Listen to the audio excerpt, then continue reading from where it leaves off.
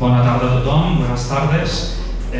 Tenemos esta tarde con nosotros aquí en la librería Byron, a la que agradecemos una vez más su acogida, un acto muy especial porque el autor es un gran amigo, que es el profesor Javier Tajadura, catedrático de Derecho Constitucional de la Universidad del País Vasco, que acaba de publicar un libro que se titula Sieyès y la lengua de la Constitución.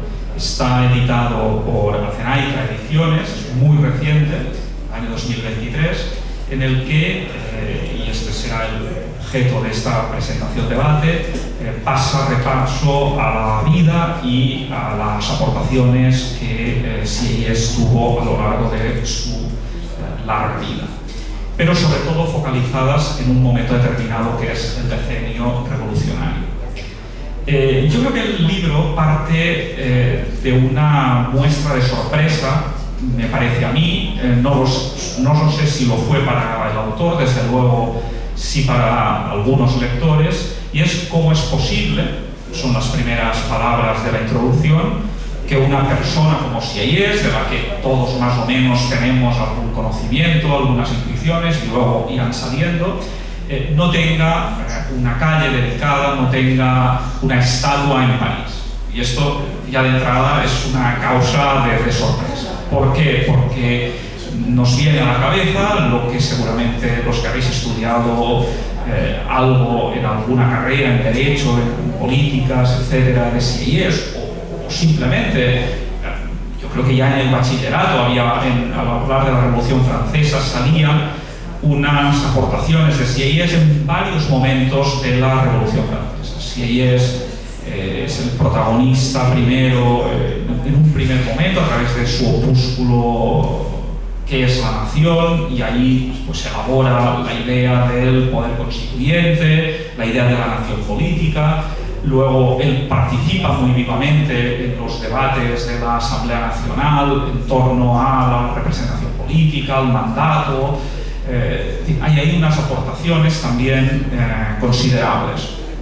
Y después después de Termidor, también en el debate de la Constitución del año 3 tiene otra aportación notable, al menos para los constitucionalistas, que es que él bosqueja una primera noción de tribunal constitucional, que entonces fracasa, pero que, como sabéis, mucho tiempo más tarde en Europa que se retomará con otra perspectiva, pero ya está la idea del control de la Constitución desde este primer momento, 1794. Por tanto, como vemos, son aportaciones muy notables para la teoría política, para la teoría constitucional.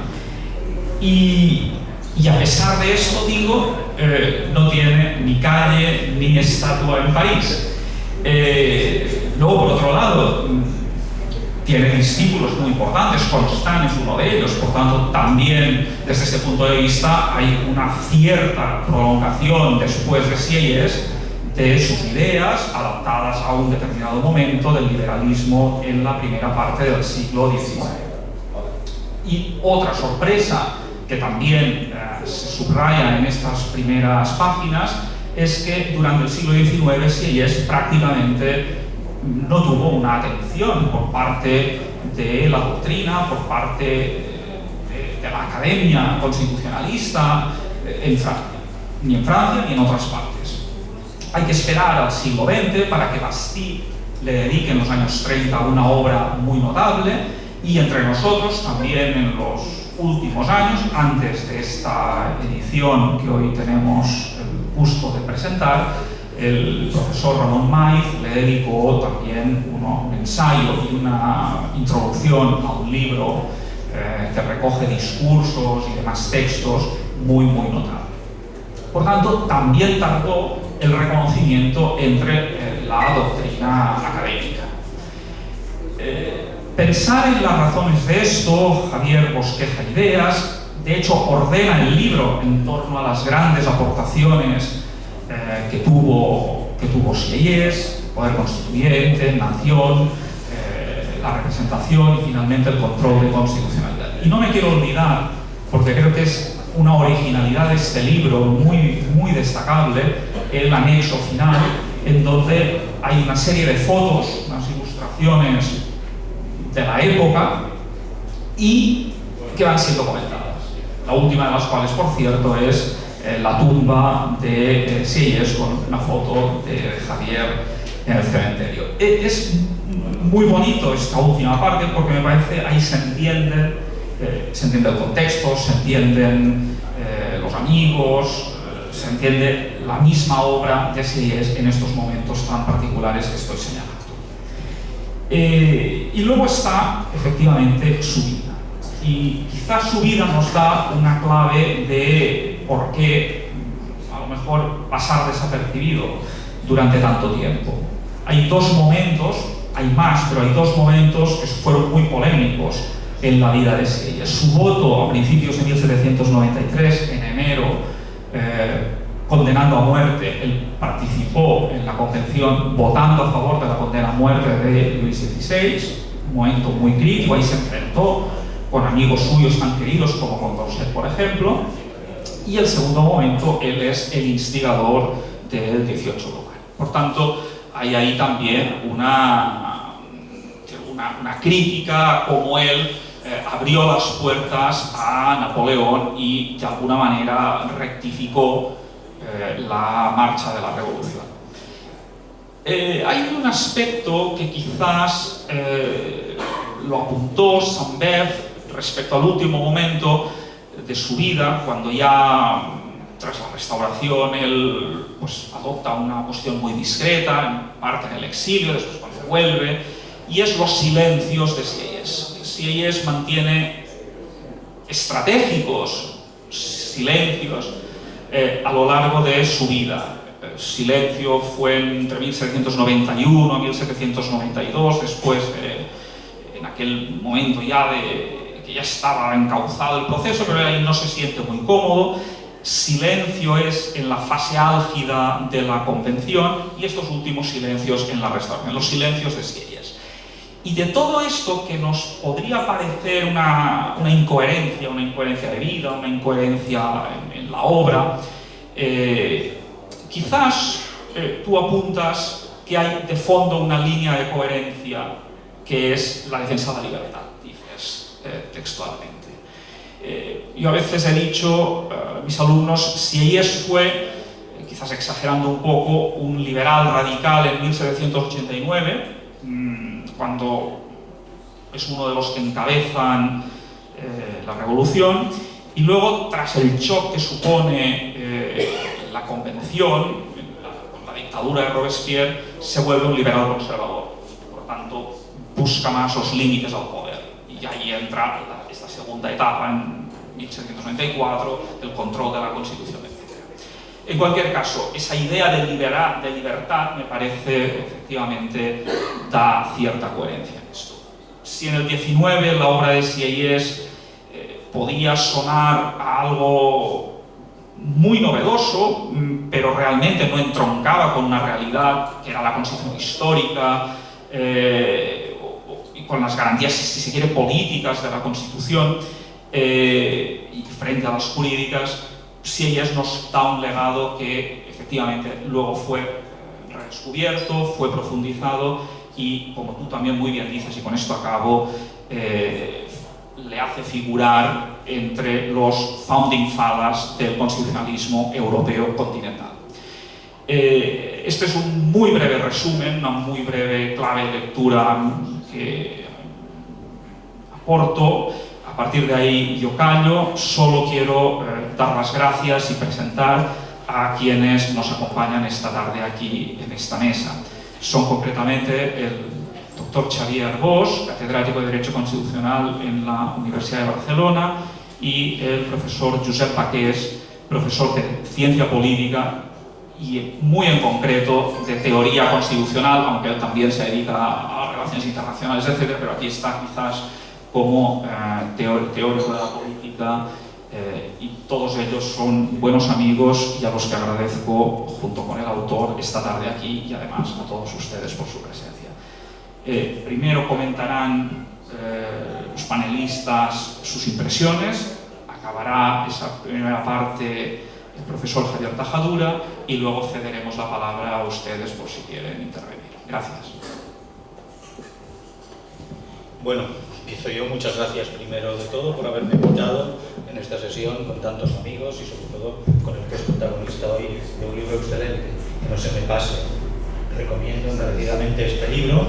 Es un libro que recupera algunas ideas, que aporta muchas más nuevas y que, también hay que decirlo, es un libro excelentemente editado. Dicho esto, no me resisto a seguir un poco con la idea inicial de que Sieyès no tiene en la calle.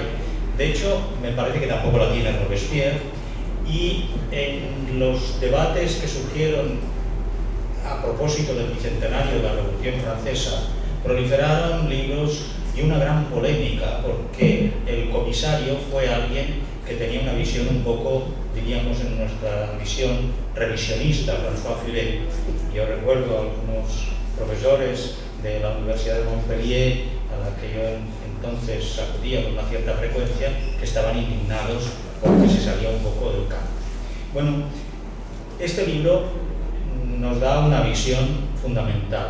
Siempre es imprescindible tener la perspectiva y aprovechar las oportunidades para revisar las obviedades o lo que nos parecen obviedades que forman parte de nuestro universo intelectual. Hemos oído hablar 1000 veces de soberanía, de poder constituyente, e incluso nos parece que es posible que saltemos de la descripción del derecho positivo constitucional a los problemas de legitimidad del orden constitucional sin mencionar estas cosas. Y es cuando el mundo está viviendo crisis de la democracia, el populismo ataca algunos fundamentos del constitucionalismo, es precisamente en este momento en el que conviene salir de la mera rutina para girar nuestros ojos a estos autores como Sieyès. Sieyès, se dirá muchas veces, pero me toca, creo, también decirlo, es una pieza esencial en un cambio revolucionario. Sieyès es un revolucionario al principio y no se entiende la revolución sin el impulso que da el que es el tercer estado, que produce una consecuencia enorme, entre otras cosas la de elevar un concepto absolutamente inocuo, en principio y meramente descriptivo, como es la nación, a situarlo en la base del orden político.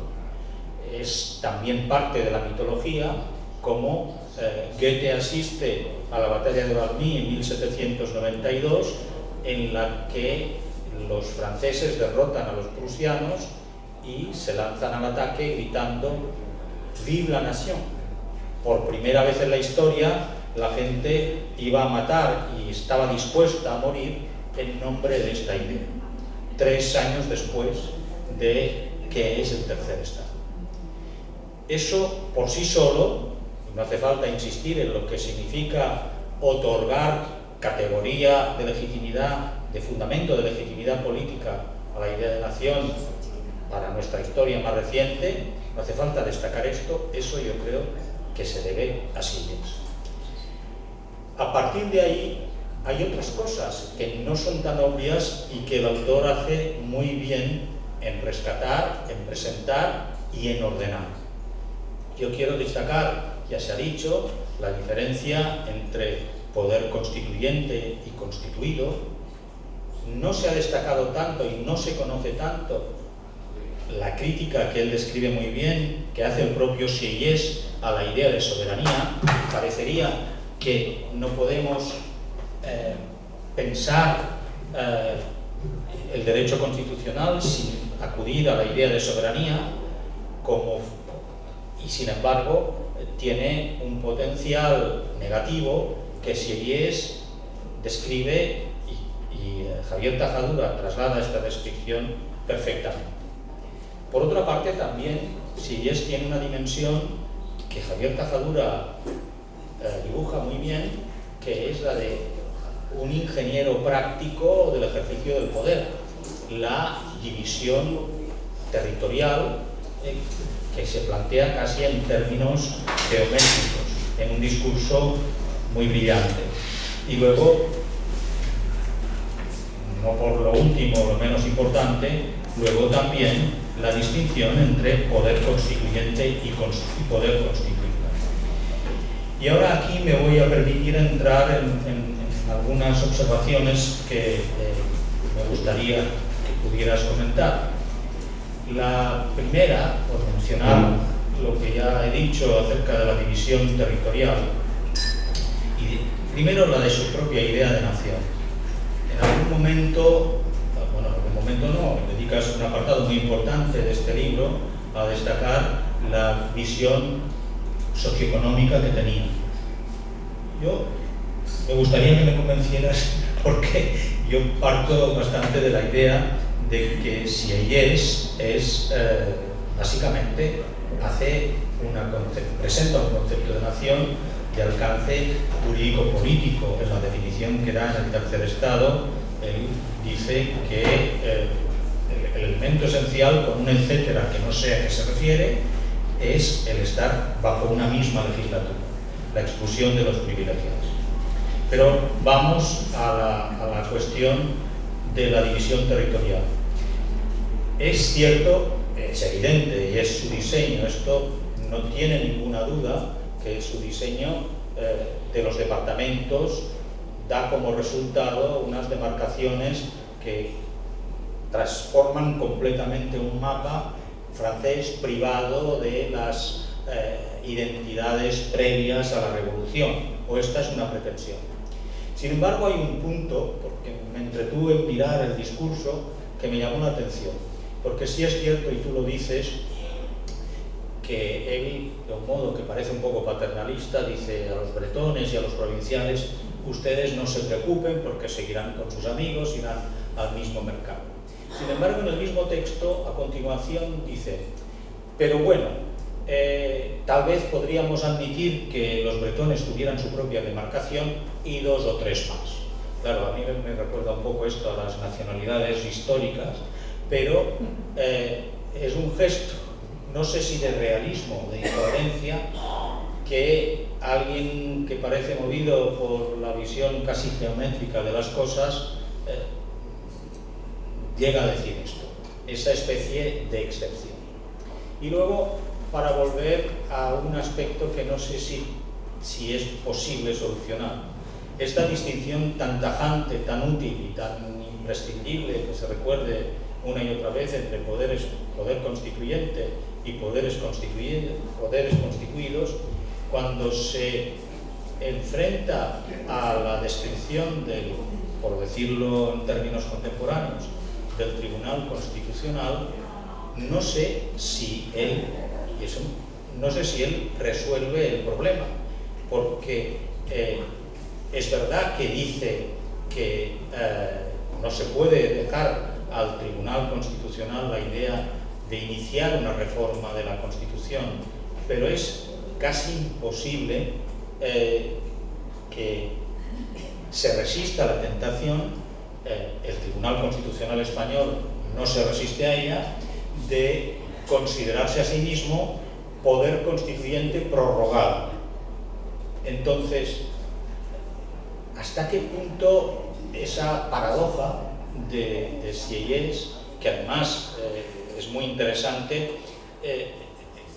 la fidelidad o la riqueza con la que transcribes el debate, que nos puede dar una idea incluso de las propias limitaciones oratorias y retóricas del propio Sieyès, al que Thibault, el abogado, probablemente le da un baño en la asamblea. Pero estas cuestiones son, yo creo, de un interés extraordinario.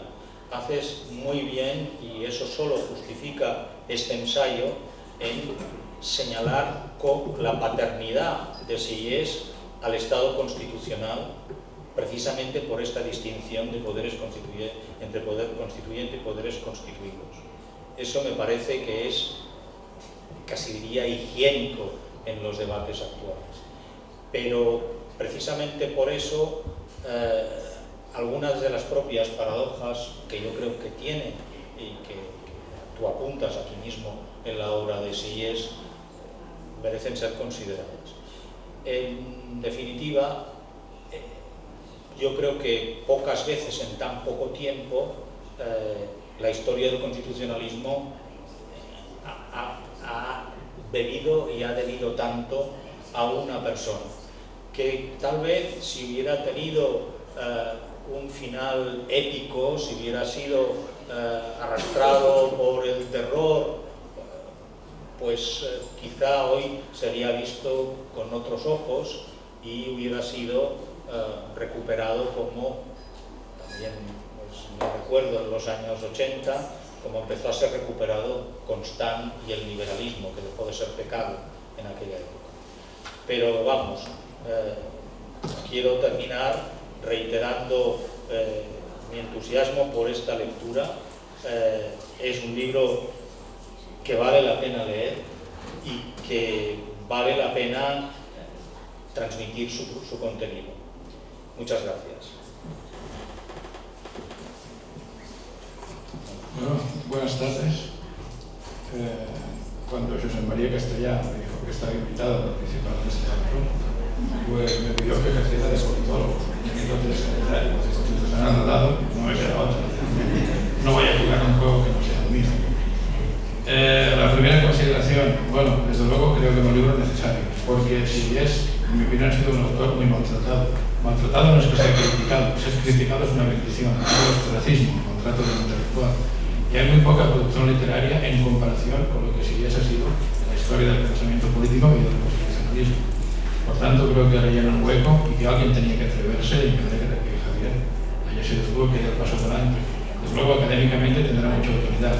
A mí me falta bibliografía cuando pronto temas relacionados con la Revolución Francesa o con la teoría de la nación para poder citar a mis alumnos y que la trabajen y que podamos en clase exprimir al máximo. Ese hueco está lleno a partir de hoy y este libro pues será muy útil para que todos ellos y yo mismo podamos profundizar en los planteamientos de autor tan notable. Cuestiones que no voy a reiterar nada de lo que se ha dicho, más bien apuntar otras cosas como politólogo. Bueno, realmente leyendo a Seyés uno se da cuenta de que luego puede venir detrás. Digo bien, Max Weber, Carl Schmitt, cuando hablan de la teoría de la legitimidad Weber o la adaptación que debe hacer Carl Schmitt de la teoría de legitimidad, es posible y es fácil y se entiende bien gracias a que antes pasó una apisonadora llamada Seyés por delante y allanó el terreno para que luego nos cuenten cosas que decimos, qué fácil lo de Weber. Qué fácil lo de Weber en su época, pero qué difícil para Seyés romper los baremos que existían en su época para que luego estos otros sociólogos y politólogos lo tengan también para exponer sus propios matices a una tesis que Seyés había dejado perfectamente clara. Dicho esto, Seyés, claro, en parte a uno no le extraña que no tenga estatuas ni calles. Es un autor no solo contradictorio, sino que además su vida es un drama griego, su vida profesional también. Al final, yo creo que su obra, y lo recoge muy bien Javier en el libro, también es una crónica de los límites de la ingeniería de lo que nos hablaban constitucional, o mejor dicho, del problema que puede generar la imprudencia cuando no se le ponen límites a la ingeniería constitucional. Esta es la mejor expresión. Seyés era un hombre religioso que no quería la religión, era un demócrata que termina apoyando un golpe de Estado militar para resolver el problema que él mismo había contribuido a generar. Al negar, claro, por supuesto, el papel de la llamada Constitución Histórica. En el libro se plantea el debate que mantiene no solo Seyés, también Tom Paine, en la misma línea que Seyés, con Burke, que sería el gran defensor de lo otro y de la otra posible revolución, porque Burke no era un defensor de la monarquía absoluta para nada. Y creo que el planteamiento de Seyés muestra también pues, que esta lógica, que al final acaba siendo muy rusoniana en los primeros años de revolución y que le incentiva, pues dice Javier, vio cumplido sus peores presagios que le llevaron a sostener con insistencia que más vale un freno que una insurrección permanente. Esa ingeniería llevó a la insurrección permanente. Y hay otro caso pues, paradigmático, ¿no? Es decir, creo que la gran obsesión de Seyés es hablando de que es la libertad. Seguramente es la igualdad también en el sentido de suprimir privilegios, era su leitmotiv fundamental. Acabemos con los privilegios. ¿Los tienen los católicos en Francia? Sí. Intentemos que judíos y protestantes estén igual de bien que los católicos, están en Francia. Al final, para todos ellos, los igualó, sí, pero porque el único privilegio en la época del terror era seguir viviendo. Por tanto, yo creo que Sellés fue consciente de todo lo que hizo, fue inconsciente de las consecuencias de todo lo que hizo. Pero claro, alguien podría decir, es que era imposible ser consciente de ello. Error. Burke, en las reflexiones al final, ya anuncia en 1791, ojo a la fecha, que esto acabará con un caudillismo militar. El defensor de la Constitución histórica y de la prudencia en ese sentido constitucional, ya, hombre, solo faltaría que Burke hubiera dicho se llamara Napoleón. No, era un teniente, supongo, a duras penas Napoleón, pero anuncia que pasará eso. Si ella no es consciente de lo que hace, pero no de las consecuencias de lo que propone, y de eso ese desengaño, de ahí ese desengaño final y esa dificultad para ubicar al personaje en el eje izquierda-derecha, no solo en el caso de Sellés, no es una tarea necesariamente fácil. El caso de Sellés es muy difícil, va por épocas o por etapas de su vida, aunque intentemos buscar una coherencia interna. La coherencia interna es la coherencia de la toma de conciencia progresiva del desastre generado a partir de las buenas intenciones. Y esto me lleva a autores que conocemos bien, Michael Novak, siglo XX, teoría de las consecuencias indeseadas. Cuidado con la ingeniería constitucional. Sí, las intenciones pueden ser magníficas. Cuando abrimos la veda, generalmente las cosas que se planifican racionalmente salen regular o mal, y creo que su vida y obra también es un canto, una oda a la prudencia política, aunque no es el mensaje que se deduzca para el primer minuto de clase o los 15 primeros cuando uno habla de Sellés. Y la otra gran aportación que aquí ha salido es sin duda el tema de la nación, que creo que es muy necesario recuperar el concepto de Sellés, pero es verdad también que se nota mejor su impacto cuando se lee dialécticamente, enfrentándolo a la teoría Foucaultista, y ahí se ve mucho mejor la utilidad que tiene rescatar en el siglo XXI el concepto de Sellés, que no es tanto, en mi modestísima opinión, que es un conjunto de gente sometidos a una misma ley, no. El matiz es que son asociados, sometidos a la misma ley, sino todos nación. No, asociados, sometidos a la misma ley. Ese tono contractualista que tiene y que implica esa especie de voluntad, pero más allá de lenguas, más allá de etnias, más allá de historias. Y ese es el punto de la cuestión. Si no, confundimos nación y Estado también nosotros. La frase empieza por un conjunto de asociados sometidos a la misma ley. Asociados es la palabra clave, que es perfectamente coherente con la lógica profundamente contractualista que subyace a las tesis de Sellés, que es lo que permite reflotar naciones donde la gente solo es capaz de identificar las tesis de Fichte o de Herbert, o de Prat de la Riba, o de Sabino Arana. No hay otra posibilidad. Sellés abre la veda. El último Renan, una vez desmarcado de las tendencias positivistas que tuvo, sigue en esa dirección. Creo que esa línea es absolutamente interesante, no ya que también, si se quiere, para el derecho constitucional que viene después, es fundamental para la política de nuestros días. Y por eso, politológicamente, Sellés aporta dos lecciones. Una, curiosamente, a contraluz, en mi opinión, prudencia, y otra, en positivo y a la ofensiva. Hay más ideas de nación perfectamente aprovechables y mucho más integradoras que las al uso, que Sellés apunta y adelanta, y que pueden permitir, desde un punto de vista intelectual, discutir las ideas más, iba a decir banales, quizá no es la palabra, pero sí más naturalistas o positivistas, con las que nos invaden, de forma que hay alumnos que no entienden la noción de otra manera. Un conjunto de gente que habla una misma lengua, como Suiza, ¿no? Por ejemplo, o como España y Argentina, todos somos la misma nación y los suizos no lo son. Bueno, si ellas aporta claves, empieza un camino que seguirá el último Renan para aportar muchas pistas para nuestros políticos también, para pensar más allá del día a día y más allá del discurso oficial, que no tiene por qué ser el discurso más útil, al contrario, hay que ser valientes también académicamente y a la hora de transferir conocimiento con fundamento. Y Sellés aporta muchísimo para esa posible transferencia de conocimiento con fundamento.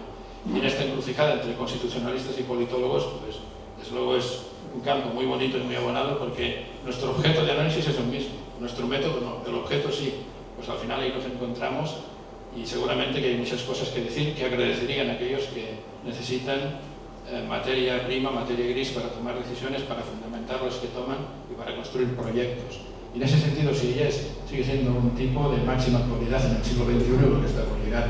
Pero hace falta que la academia genere obras de alta divulgación, como es el caso. Además, en una edición que coincido con José María Castella, es una edición cuidadísima. A mí me faltan las fotos, lo comenté, aquella que recoge cómo los sans-culottes asaltan la convención, haciendo de ocupas con K expulsando, es un cuadro que está en el Louvre, expulsando de sus escaños a los girondinos, que por cierto eran cargos electos. Pero claro, eso es la cara B de Sieyès, a lo que me refería. Bueno, entonces, Javier Cazadora no lo ha seleccionado porque además quiere dejar más o menos bien a Sieyès. Claro, yo que soy más puñetero, igual lo hubiera puesto en la portada, esa foto. Pero bueno, al final Sieyès es el mismo y es parte de lo que ocurrió en la Francia de la época. Se animaron tanto el poder constituyente, poder constituido, que quiere seguir siendo constituyente, que tuvieron la desfachatez de, en nombre del pueblo del tercer estado de la nación, arrojar de sus escaños a diputados electos. Pero claro, solo eran girondinos. Bueno, ahí está el debate, es un debate perfectamente vivo y absolutamente necesario aquí y ahora, para no cometer errores, para empezar, y para orientar bien las decisiones que se tengan que tomar.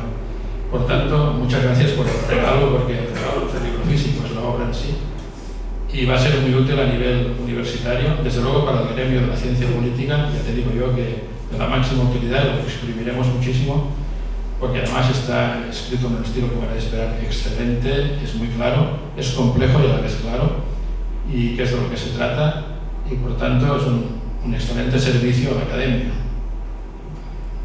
Muchas gracias. Bueno, muchísimas gracias al Club Tocqueville, a la librería Byron, los queridos amigos que han intervenido aquí, por organizar este acto de presentación del libro, por sus amabilísimas y elogiosas palabras, que agradecemos de verdad por la estima que les tengo y la alta cualificación. Bueno, estoy muy contento de que os haya gustado el libro. Y es un libro que digo que me ha costado 20 años escribir. Empecé a escribir hace casi 20 años, pero yo lo iba dejando por otras ocupaciones, se quedaba en un cajón, a veces lo retomaba, pero ya finalmente el verano pasado dije, esto hay que sacarlo porque si no lo voy a dejar otros 20, pues no lo voy a hacer nunca. Entonces al final el libro ha salido y sobre todo también con esa conciencia de que era conveniente que saliera, porque no era, no, da igual, sino que se pueden sacar, extraer enseñanzas para el presente. Y aquí se han dicho, y pues quisiera comentar las dos que se han hablado, el concepto de nación y la idea de tribunal constitucional, el poder constituyente constituido, los límites. Eso creo que dos de las, se ha señalado aquí efectivamente, pues dos de las cuestiones centrales o nucleares de Sieyès, ¿no? Pero claro, el título, que quisiera un poco justificar el título, claro, Sieyès crea un nuevo lenguaje político. O sea, en Sieyès están, digamos, los antecedentes, pero crea un nuevo lenguaje político, se ha dicho poder constituyente, cuando Smith viene con el poder constituyente, manipula ciertamente, porque la idea de Smith del poder constituyente no tiene que ver con la de Sieyès, ¿no? Sieyès se mueve en el horizonte del derecho natural, no es un decisionismo vacío. Cuando Kelsen habla de la superlegalidad constitucional, pues ya, como se ha dicho aquí también, Sieyès ya se maneja en ese sentido, incluso, pero otros autores y otros conceptos, cuando Esmen habla de integración, un concepto básico también para el derecho constitucional, Sieyès no emplea el término integración, sino que se inventa otro, que es adunación. Es decir, que crea conceptos, crea palabras. Por ejemplo, adunación. Crea la palabra retotale, que es lo que vendría a decir el Estado totalitario. No dice que es un Estado totalitario, pero sí distingue entre red privada, la de los privilegios, república y retotale, y no caer en la retotale, como las otras. Entonces, crea una serie de palabras, de neologismos. O sea, hay muchísimas cosas que se pueden extraer. El poder comitente critica el mandato imperativo, pero no defiende en modo alguno el mandato representativo absolutamente libre, que se pueda romper el vínculo de confianza entre representantes y representados. El mandato tiene que ser, no puede haber mandato imperativo, claro. Los representantes tienen que deliberar, iría en contra del postulado epistemológico de que se puede descubrir la verdad mediante la deliberación. El mandato imperativo hace incompatible eso. Pero no quiere decir que los representantes no estén sometidos a control. Dice, no van a estar sometidos a control sus actos, porque ellos saben mejor lo que tienen que hacer, pero sí sus personas, porque podrían perder la confianza de las asambleas primarias, etc. Entonces es un pensamiento de base democrática clara, ¿no? Y como muchas de esas cosas pues había sido maltratado, no se había no se había dicho lo que verdaderamente sí se había expresado, pues también eso es lo que me motivó a hacer el libro. Por lo tanto, es un libro militante, reivindicativo, defensor del personaje, como se ha puesto aquí de manifiesto, y luego, en segundo lugar, pues parte del hecho de la consideración de que sus enseñanzas pueden ser útiles para el siglo XXI. Concepto de nación. Pero Sieyès tiene un doble concepto de nación. Entonces, que nación natural y nación política.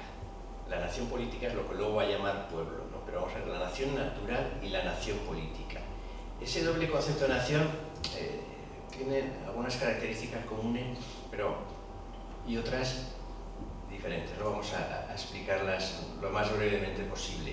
Pero el acierto de Sieyès es que se opone a la concepción de nación, digamos, propia de la monarquía, como una nación abstracta, un concepto abstracto, mítico, el conjunto de todas las generaciones pasadas, presentes y futuras. Ese concepto mítico de nación abstracta se opone.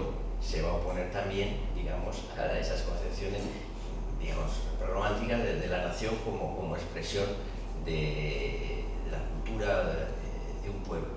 Y entonces va a defender un concepto de nación concreto, y eso lo hace un personaje único, porque todos, jacobinos, monárquicos, etcétera, defendían un concepto abstracto de nación, pero Sieyès defiende un concepto de nación concreto, la nación natural. ¿Dónde está? Las 40.000 parroquias francesas, los 25 millones de franceses. Esa es la nación natural, es una nación concreta, y la define el conjunto de personas que trabajan, que realizan funciones públicas o trabajos privados. Esa es la nación, el conjunto de personas que trabajan. Claro, lo utiliza el trabajo como fundamento de exclusión de los privilegiados. Los 200.000 privilegiados, que son justamente los que no trabajan, esos no son nación. Entonces, ese es el sentido que tiene, ¿no?, de excluir. Entonces, el trabajo va a ser el fundamento de esa sociedad natural. Las personas se van a unir porque tienen una serie de intereses comunes, de trabajos comunes, y van a tener más utilidad, van a conseguir más juntos que separados. El conjunto de trabajo va a ser mejor el trabajo conjunto. Entonces, esa es la nación natural, el conjunto de personas que trabajan. Y luego esa nación natural se va a convertir en nación política. O sea, la nación natural, dentro del derecho natural, por encima de la nación nada hay, la nación todo lo puede, salvo el derecho natural. Eso es lo que Smith no dice, ¿verdad? Salvo el derecho natural. Y esa nación natural es, por lo tanto, un cuerpo social perfectamente definido, ¿no? Un cuerpo social definido por esos caracteres, por trabajar. Esa nación natural se va a convertir en nación política mediante el ejercicio del poder constituyente. Para eso es la revolución. La revolución, en última instancia, es un proceso de construcción nacional. La nación natural se convierte en nación política, que luego va a llamar pueblo, ¿no? ¿Y qué es esa nación política? Pues es lo que ha dicho muy bien Hayek, es el conjunto, y yo sé, es un conjunto de asociados, ¿no?, regidos por una misma ley y representados por una misma legislatura. Eso va a ser la nación política. Entonces, ¿qué diferencias hay entre la nación natural y la nación política? Pues uno es un concepto originario socioeconómico, el otro es un concepto derivado político. Pero, atención, la nación natural es soberana, la nación política ya no es soberana.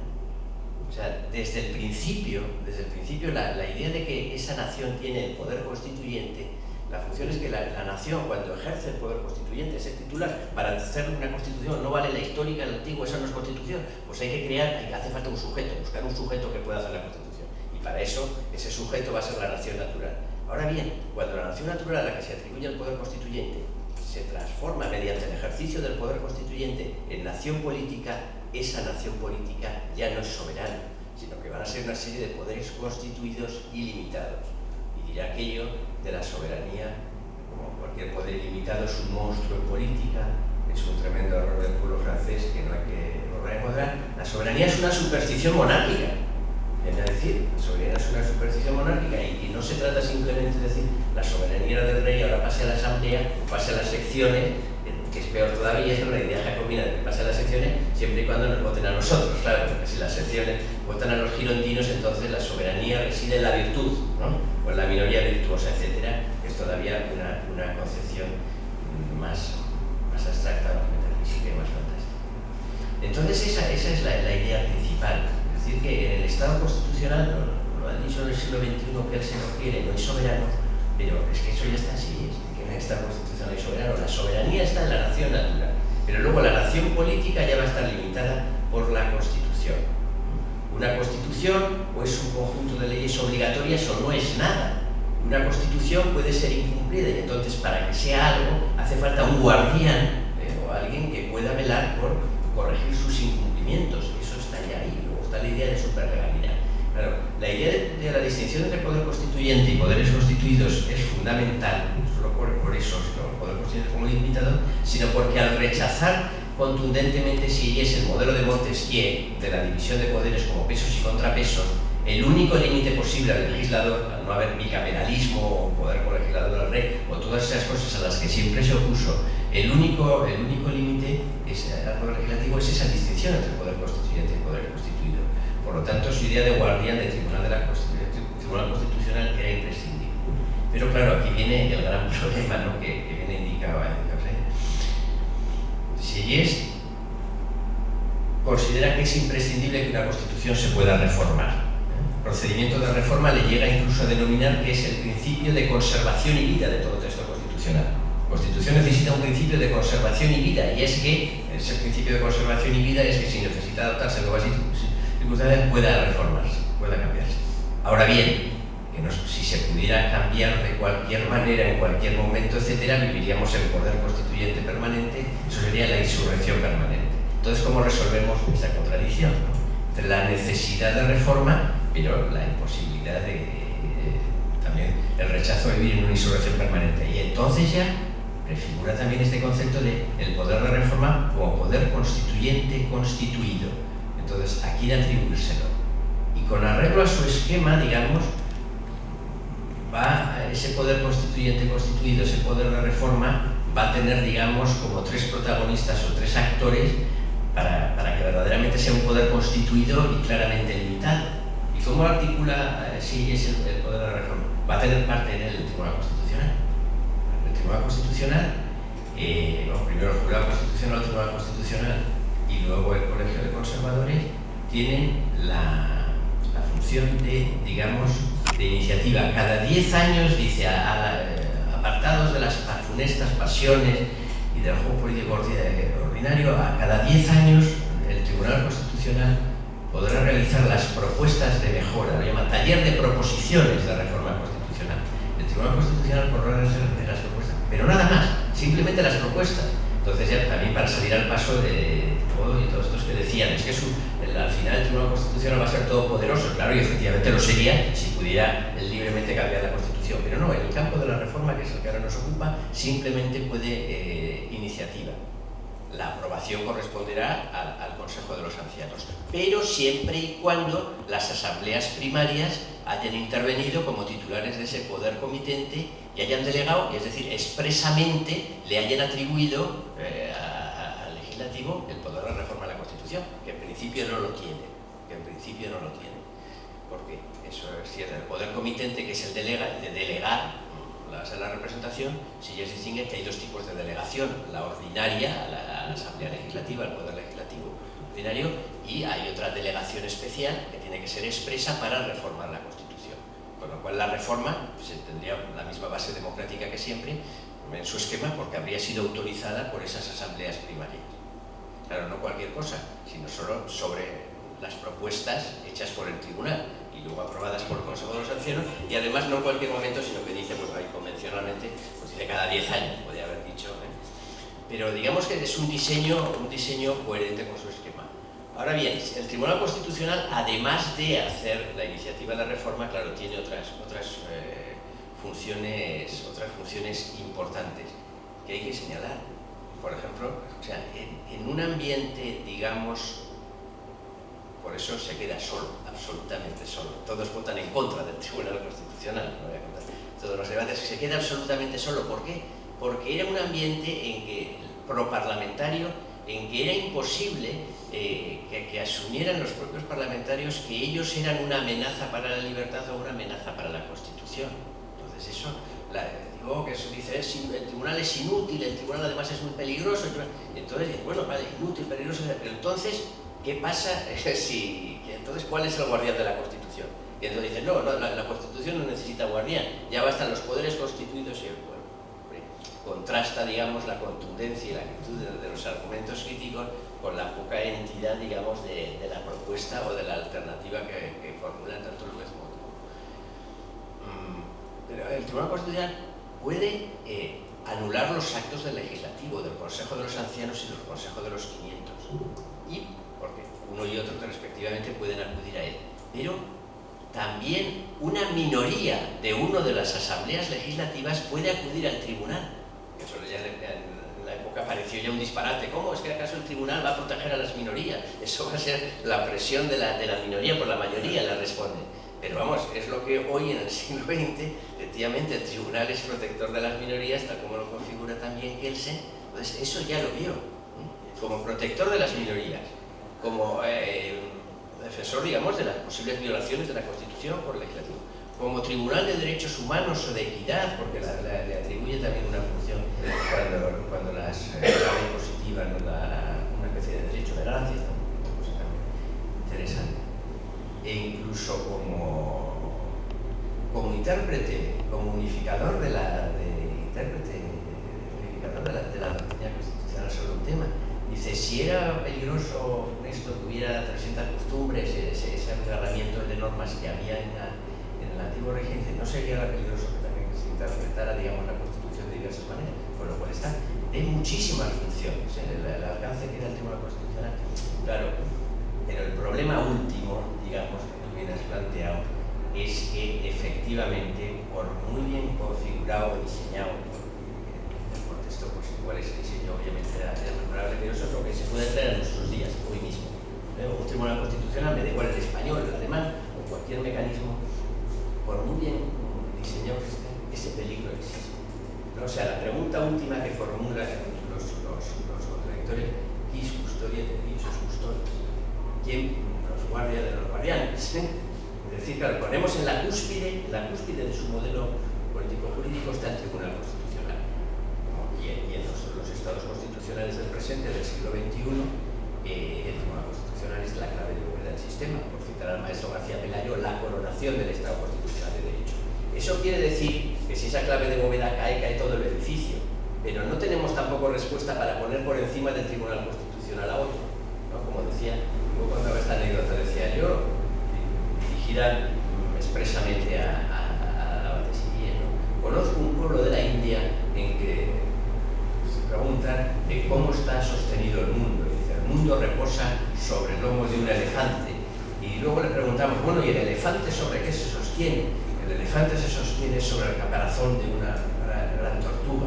Pero cuando le preguntamos la tortuga sobre qué se sostiene, toda erudición desaparece, viene el silencio y ya no hay respuesta.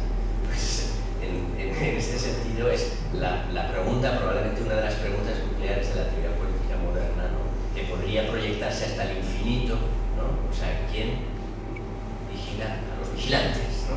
Entonces, en este caso, que ese riesgo existe, bueno, lo estamos viendo hoy en día. O sea, el Tribunal Constitucional, en el caso español, sentencias últimas no puede incluso reescribir la Constitución, pues añadiendo derechos fundamentales, etcétera. Eso y en otros campos, eso ha pasado, ha pasado en el pasado, puede pasar ahora y pasa en otros países. En Alemania, más claro, hay un libro en Alemania sobre la revolución secreta, un libro espléndido, ahora no recuerdo del autor, Gunters, la revolución secreta, en la que viene a decir que la Constitución alemana no es la que hicieron en el año 49, ni siquiera con la sucesiva reforma del poder constituyente constituido, sino que ha hecho el Tribunal Constitucional alemán. Entonces, allí también dicen que la ha reescrito. Y probablemente lo que pasa es que eso unas veces es para bien, otras para mal, ya cada uno, digamos, según los contenidos le dará una valoración positiva.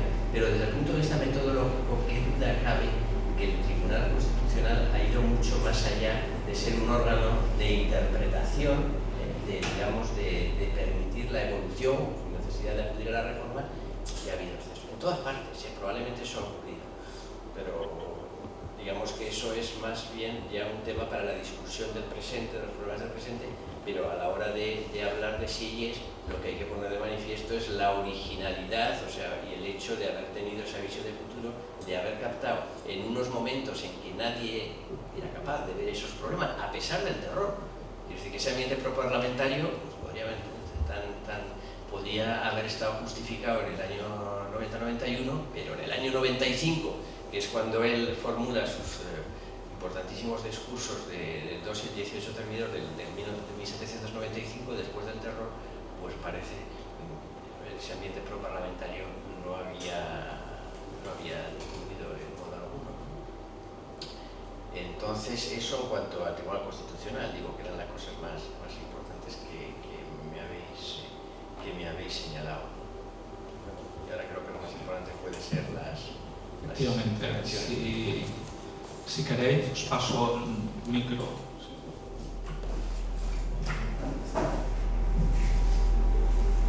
Muchas gracias por la presentación. Tengo una duda respecto a lo que ha comentado sobre, pero es una duda aclarativa, sobre la idea de función de integración en SMED y posteriormente la idea de regulación en Sieyès, por saber el contenido de estos dos conceptos. Bueno, la idea de adunación, digamos, como es una función vinculada o atribuida en cierta manera al poder constituyente. Cuando se transforma la nación natural en nación política, con las definiciones que le explicaba antes, pero esa nación política no se hace de la noche a la mañana. Es un proceso ahora diríamos, de integración, él le llama de adunación. O sea, de construcción nacional, de unificación territorial. En ese sentido se ha dicho que todo, si es lo que hace es un verdadero programa político, administrativo, etcétera, de construcción de un Estado moderno. Forsyth dice que es el teórico del Estado moderno, incluso. Entonces, esa idea de adunación, digamos, es de construir una nación política, el establecimiento público. Entonces, de la misma manera que Esmer decía, con toda razón, que unidad e integración son cosas distintas. La integración presupone la unidad, es un proceso dinámico. Con la adunación podemos decir lo mismo, que presupone esa unidad, pero es la reconstrucción de esa unidad. Sería un proceso dinámico también. Pero gracias por la pregunta.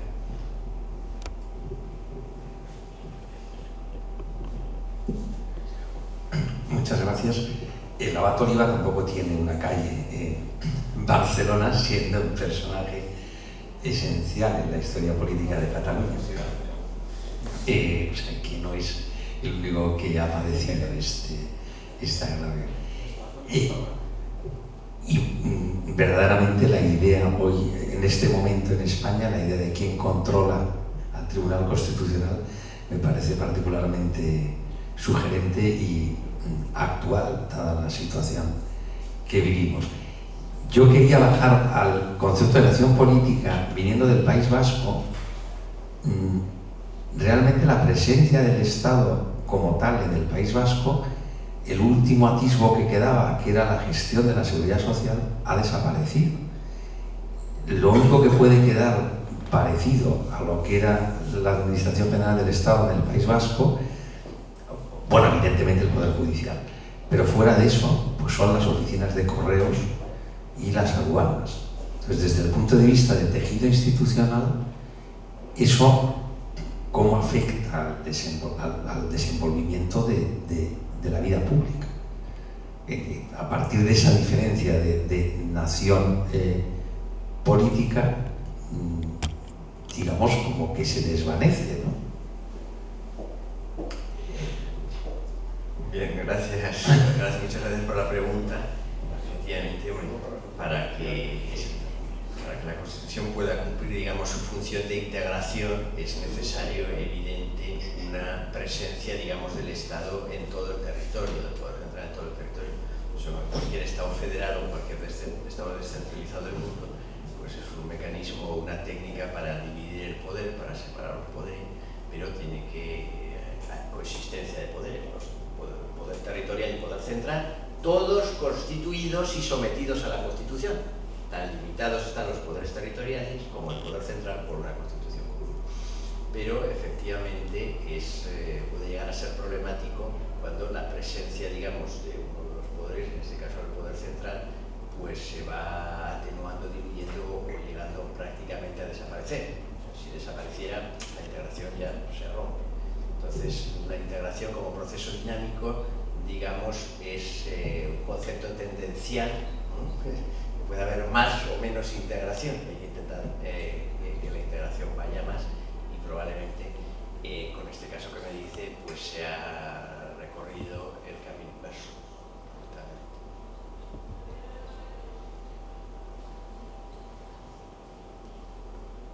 ¿Alguien más se anima?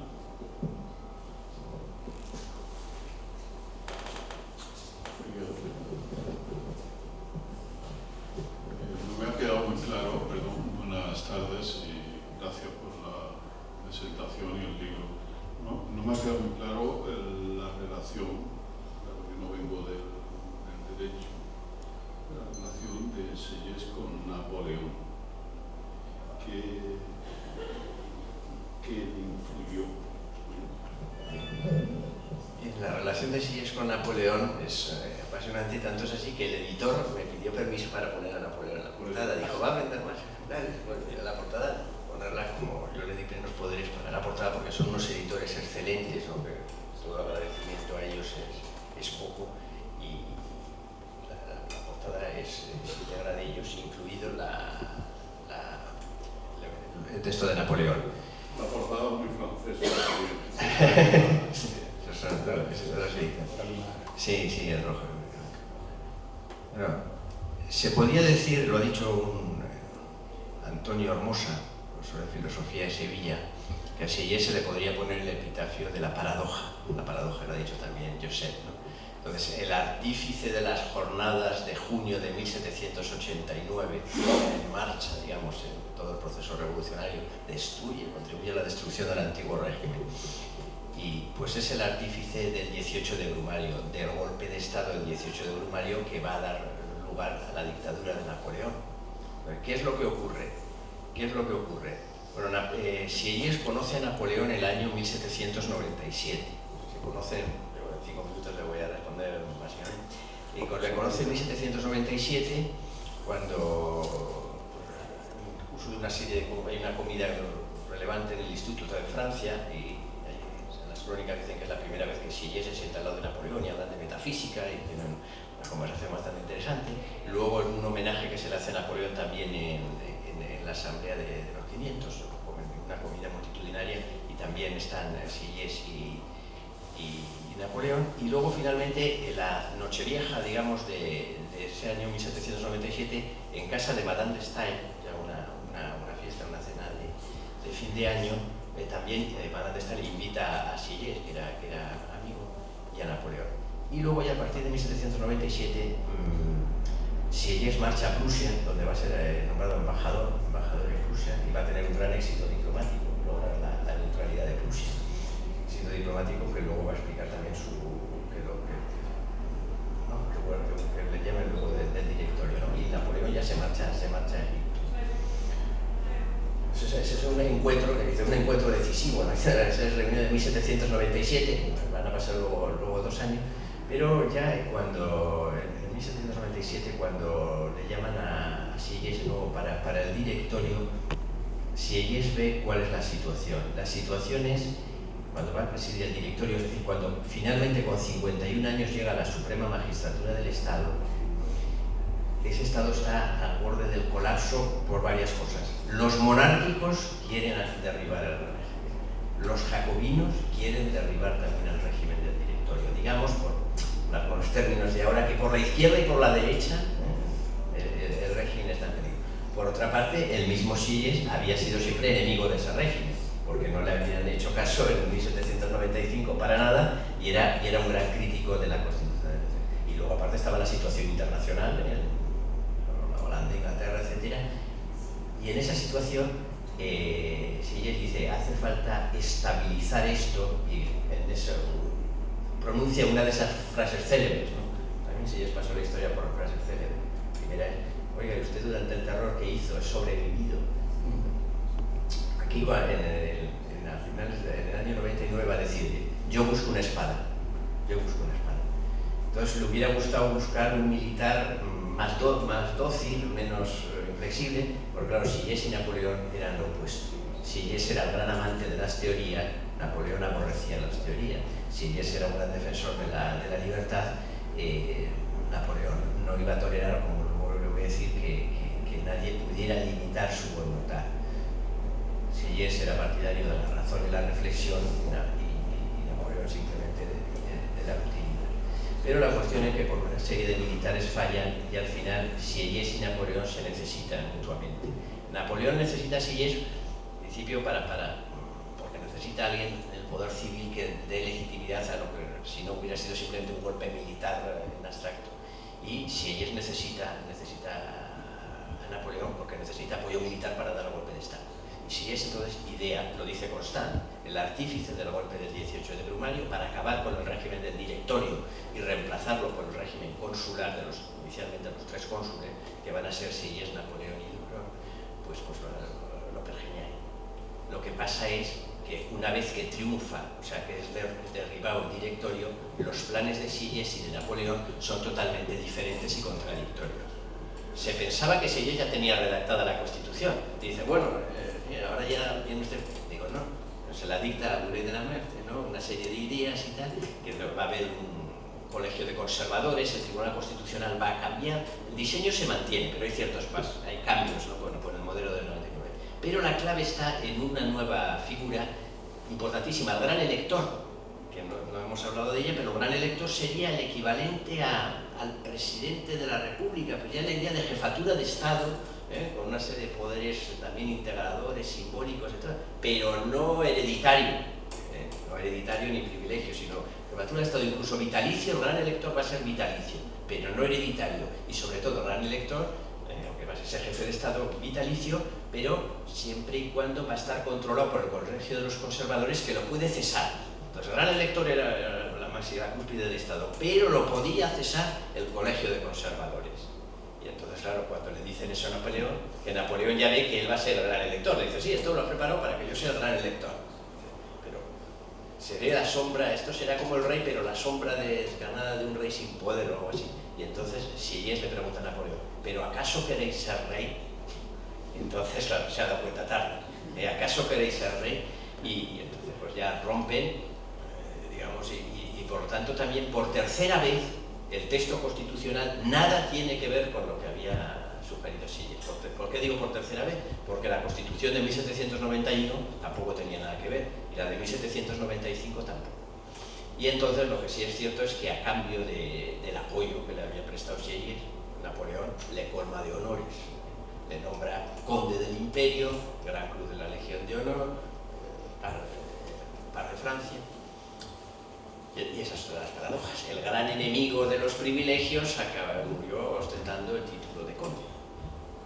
Entonces la relación entre Sieyès y Napoleón efectivamente fue fundamental, marcó en cierta medida el destino de Francia, pero digamos que para lo que sirvió fue no para que se cumplieran los propósitos ingenuos quizá de Sieyès de estabilizar la revolución y dotar por fin a Francia de una constitución, no, porque no se dota a Francia de una constitución, por más que empiece diciendo, sí, la revolución ya ha terminado y la hemos concluido los que la habían.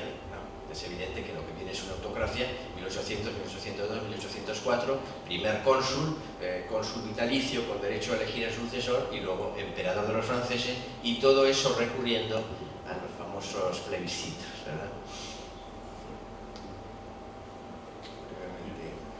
Pero bueno, muchas gracias por la pregunta y muchísimas gracias a todos por la presencia y por las preguntas que están haciendo.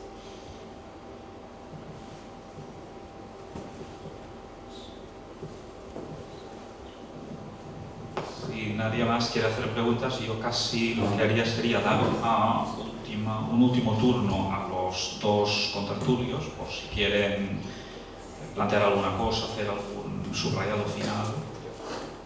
Sí, yo vuelvo sobre lo del poder constituyente y el Tribunal Constitucional. Voy a leer una frase de una sentencia del Tribunal Constitucional que dice: ninguna norma infraconstitucional justamente por serlo, puede hacer las veces de poder constituyente, prorrogado, sobrevenido, formalizando uno entre los varios sentidos que pueda admitir una categoría constitucional. Este cometido, se entiende poder constituyente, prorrogado, sobrevenido, es privativo del Tribunal Constitucional. Ser poder constituyente, prorrogado o sobrevenido. ¿Qué diría si es? Pues se opondría.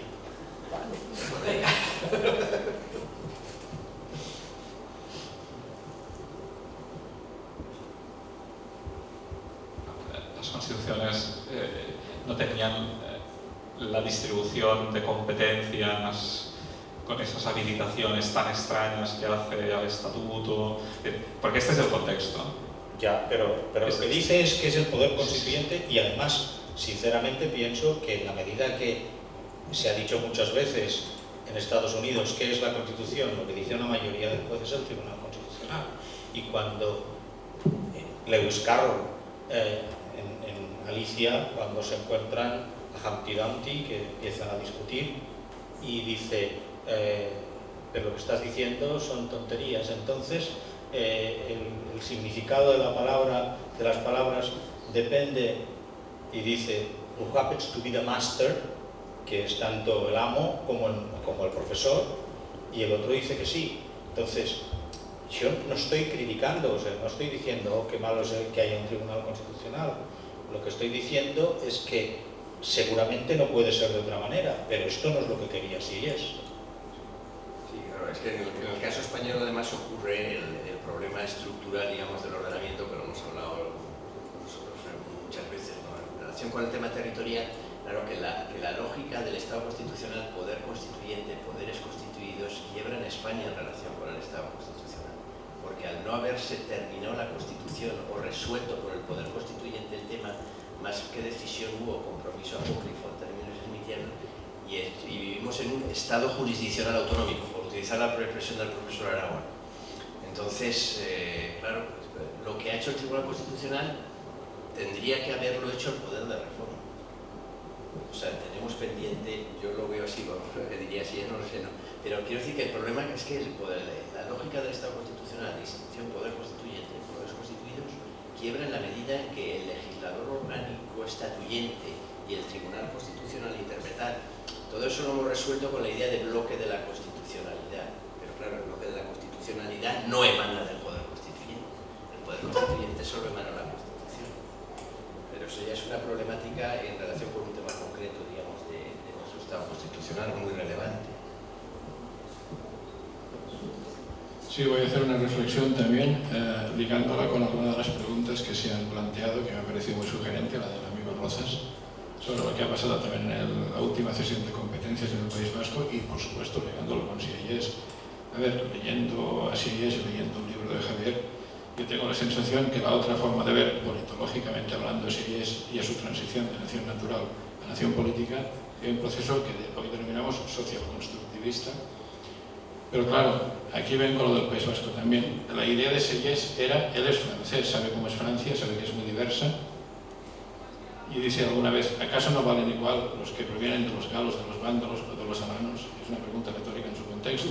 Él intenta construir una nación finalmente política a partir de la diversidad en ese proceso. Claro, no aprovechamos bien a Sieyès, sería un modelo excelente para España. El País Vasco sería una nación, en todo caso, folguista. Pero encima hacen el proceso de construcción sobre una base folguista. No es la idea de Sieyès, refuerza esa base folguista. Los que podríamos hacer ese proceso sin una base folguista, aprovechando a Sieyès o al último Renan, cuando Renan habla de que la nación es un plebiscito cotidiano, obviamente no habla de estar votando en referéndum cada día o incluso nunca. Es una metáfora del socialconstructivismo Renan.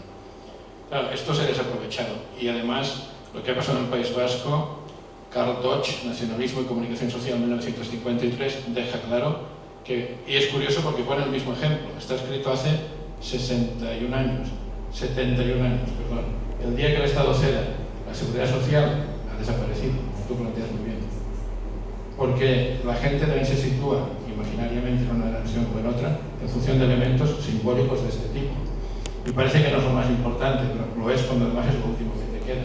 La cesión que se ha hecho es la destrucción, digamos, con lo que puede quedar de nación española en el País Vasco. Y parece que es un tema puramente administrativo, ¿no? Es un tema de construcción social de la identidad.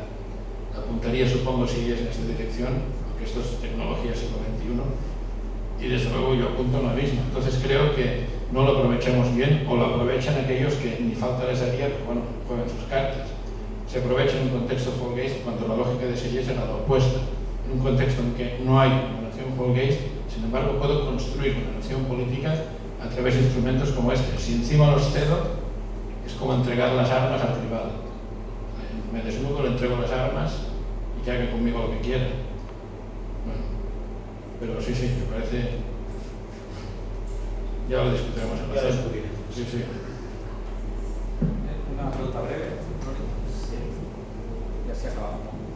Perdón, bueno, muchas gracias a todos por la intervención. A raíz de las palabras que le he escuchado, me inquieto y pregunto desde mi ignorancia, ¿qué soluciona si ha desaparecido el Estado en el País Vasco? Es lo que acabo de escuchar y, bueno, previamente, si desaparece la seguridad social, desaparece el Estado. Pero sí, no me preocupa que desaparezca el Estado, me explico, ha desaparecido la nación. Yo ligo el concepto de seguridad social no un acto administrativo o una suma de actos o procedimientos, sino un concepto de nación, en el sentido sieyesiano de la palabra. El Estado viene detrás. Si tú no tienes nación, al final costará sostener el Estado. Pero no le damos importancia a eso porque aquí muchas veces no pensamos en clave nacional. Los nacionalistas de allí y de aquí, periféricos, sí lo hacen. Tienen su propio proyecto de construcción del Estado. Pero que está escrito es Karl Deutsch, línea por línea, capítulo por capítulo, 1953. El programa está perfectamente establecido. Hay un gobierno que se entera y lo aprovecha en el País Vasco, en Cataluña, uno que no se entera, nuestro gobierno en Madrid. No se entera de nada. En relación con esto, absolutamente de nada. No conocen a Karl Deutsch, si lo conocieran lo aplicarían, tampoco. Entonces, no, yo creo que no es que se caiga el Estado, se cae la nación. No le damos importancia a estas cosas, me podría ir, no quiero ser. Pero Billy, nacionalismo banal. La construcción de la nación no son 4 poesías ni el que todos hablemos la misma lengua. Hay elementos simbólicos muy importantes que configuran la mentalidad de la gente. Y algunos pueden pasar inadvertidos, pero en ciencia política tenemos claro de que no son aleatorios, no son casuales y no pasan inadvertidos. Y este es uno más, pero además allí es el último, como ha dicho muy bien Rozas. Al final no te queda nada, no es un tema del Estado, es un tema de la nación. Insisto en la idea que antes he dicho. Si ese es un teórico del Estado, pero también de la nación. Un cuerpo de asociados, quiero decir, que quieren compartir un proyecto, sin necesidad de que se unan para nada a nivel, que estén previamente unidos a nivel lingüístico, cultural. Eso es indiferente si haces bien lo demás. Si no haces nada, pues no hay nación política que valga. Bueno, yo creo que con estas reflexiones podemos dar por acabado este acto, agradeciéndoles a todos su presencia, muy particularmente a Javier y a los 2 ponentes que también hemos tenido esta tarde.